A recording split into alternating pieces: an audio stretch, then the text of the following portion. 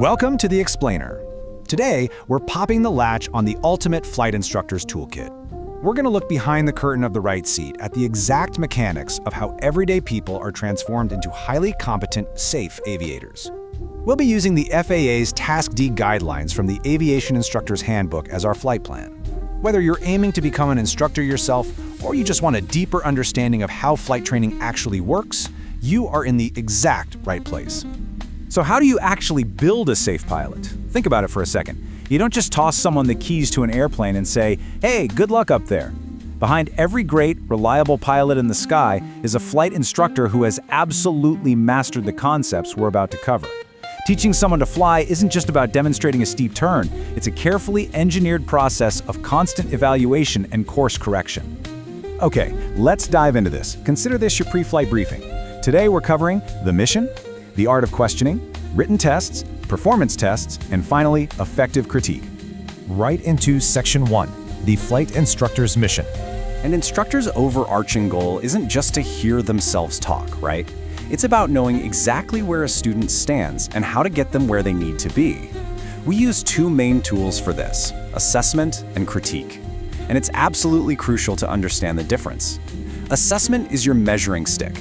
It tells us exactly where the student currently is. Do they actually grasp that aerodynamics lesson? Can they hold straight and level flight? Critique, on the other hand, is your compass. It's the practical, specific feedback that points the student in the exact direction they need to go next. So remember, you measure with assessment and you guide with critique. Now, when it comes to assessments, instructors basically have two flight paths.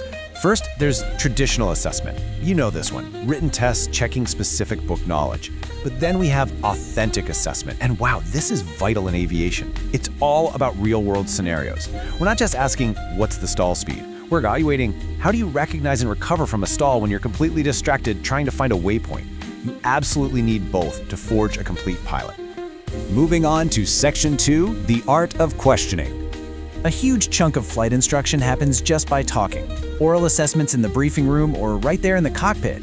But you can't just wing it. Great questions are prepared in advance, laser-focused on the subject, and beautifully concise. You've got to tailor them to where the student currently is in their training too. And here's the golden rule. Center your question on just one idea. One who, what, when, where, how, or why. And make sure it actually challenges them to think critically.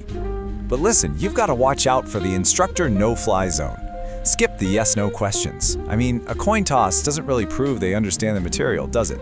Stay away from puzzle questions that have way too many moving parts, or bewilderment questions that just leave a student questioning their life choices. And seriously, no trick questions, no irrelevant questions. Task D is about fair evaluation, not showing off that you know more than the student. Communication is a two-way radio, right? Students are going to ask questions, and how an instructor handles them is strictly standardized. Step 1, make sure you actually understand what they're asking before you open your mouth. Step 2, show genuine interest and give a direct, accurate answer. Step 3, and a lot of people skip this, verify they're actually satisfied with your answer. And Step 4, honestly, this is huge. If you don't know the answer, just promise to look it up and get back to them. There is zero room for guessing in an airplane. Which brings us to Section 3, designing the written test. Ground school means rigorous testing, and designing those tests is literally a science. Instructors use a mental checklist known by the acronym VORDUC. Here's the breakdown. You need validity, objectivity, meaning everyone gets scored the exact same way, and reliability, so the results are consistent day after day. Then you need discrimination, which helps you see the different levels of understanding between your students. Add in usability, just the physical practicality of the test, and comprehensiveness, to make sure you're actually hitting the lesson's main goals. So, the absolutely crucial point here is validity. The FAA treats this as the holy grail of test evaluation. It simply means the test actually measures what it claims to measure. Think about it. If you're testing a student's ability to read a weather chart, the test shouldn't secretly be an advanced math exam. It has to validly target that specific aviation knowledge. All right, let's head out to the flight line.